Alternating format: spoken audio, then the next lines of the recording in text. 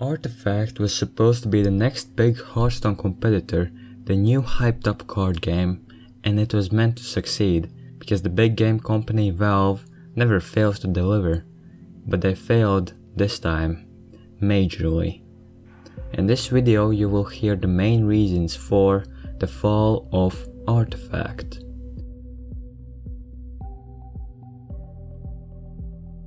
First of all, unlike other popular card games out there that were free to play, you had to buy Artifact for 18 euros. After you launched the game, it would give you 2 starter decks and 10 bonus packs of cards.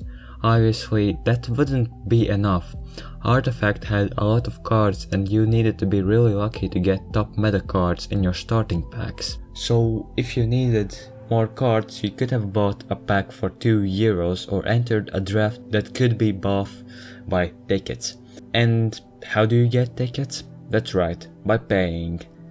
And it would cost you 4 euros. Of course the game gives you some starting tickets, but well, that's about it.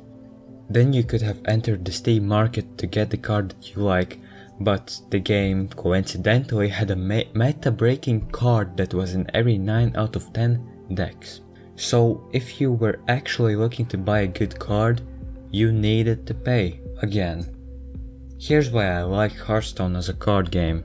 It's free to play obviously, and it gives you a chance to actually play the game without paying extra and earn packs by just playing the game. Obviously, people who buy packs can build the best decks. However, if you are a free-to-play player and you grind enough, you can compete even against the players with the top-tier decks. That is something that Artifact couldn't provide. The economy of the game was different from the other popular card games. Maybe that was the one way Valve tried to differ their card game from others, but this kind of pay-to-win style usually never leads to success. Eventually, Artifact did provide an update where you could earn free packs by playing, but it was already too late, and seemingly the game's economy wasn't the only problem.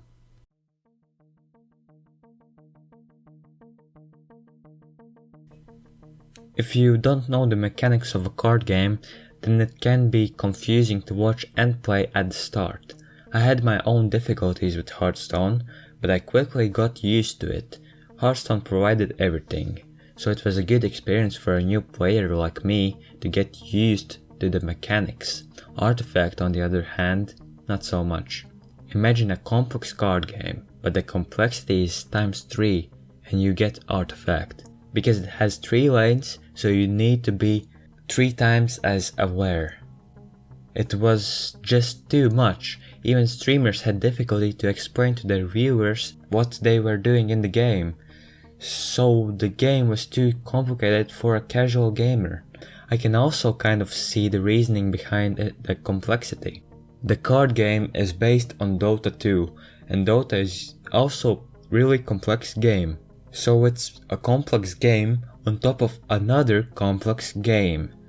It was more fun to watch the game rather than play it. At times, the amount of people watching the game surpassed the amount of people playing the game by almost 3 times. And when you actually learn the basics, you find out that there is a big strategic factor that is deeper than any card game out there. The reason that I used to play Hearthstone and even Gwent for a period of time was because I could relax and just at the same time watch my favorite streamer on Twitch. It was fun for me. However, Artifact is not that type of game. When you play Artifact, you have to 100% focus on the gameplay or you will most likely lose. You had to be really into complex games to like Artifact, and for me, that was too much. Then there was the factor of RNG. Every card game has this factor, but Artifact had their RNG in the wrong places. The amount of default creeps you would get every turn was random, the direction your creeps and heroes would attack was random, even some of the spells were random. Of course you could position your units constructively, but still, sometimes it would be ruined because of the randomness that default creeps spawn in. This was actually one of the biggest complaints. And then there was the problem with reward system.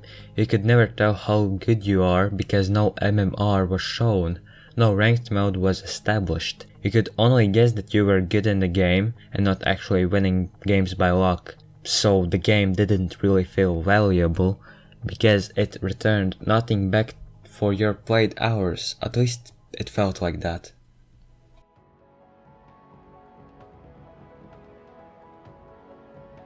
Then there comes the card factor. The amount of spells compared to the amount of in-game so-called creeps was just wrong. In a card game like Hearthstone, having a deck full of buff spells usually fails at the times when you draw only spells and not the actual playable creeps. Then you can just change your deck to a few more creeps. But because Artifact was a new game, there is no such choice, because there were not enough creeps to balance the deck. Then there comes the synergy part. You could only put in certain cards in your deck based on the type of deck and hero cards you chose because the game basically compelled you to put certain cards in your deck. So you were almost forced to build your deck around your hero cards, which could have been the actual point, but it didn't work out. There was no synergy. What people did instead to win was just buy the most broken heroes and put in the strongest cards and hope that RNG doesn't screw it up for them. The cards were not exciting to play, it didn't feel right, people didn't care enough because the game made them feel that way. There wasn't any satisfying cards, nor there was any satisfying play to make because of lacking synergy between cards. These problems could have been resolved by a new expansion of cards, but the game lost its player base too quickly.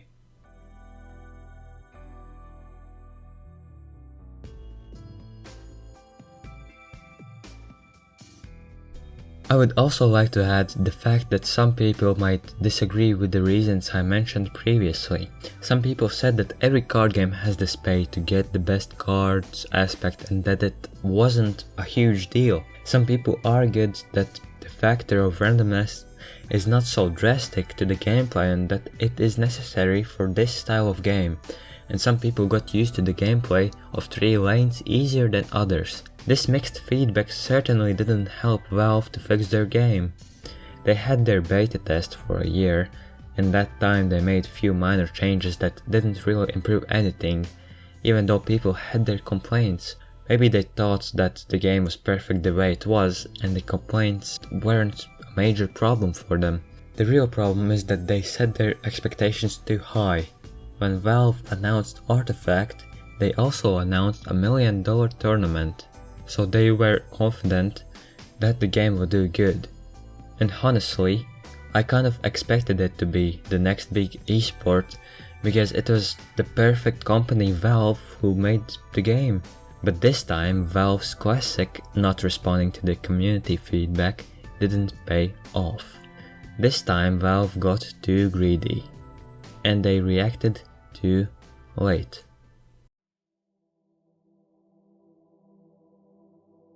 To come back from such a failure, making the game free to play would just be damage control at this point. And right now, with other new games popping off, people would not care enough. The game has to be reworked in more than one way. Even though they made the graphics appealing, they need to rework the gameplay itself. And it seems like Artifact's developers have not given up yet. It seems like the game will come back eventually with a major rework. So we just have to wait and see if Artifact can be saved from the fall.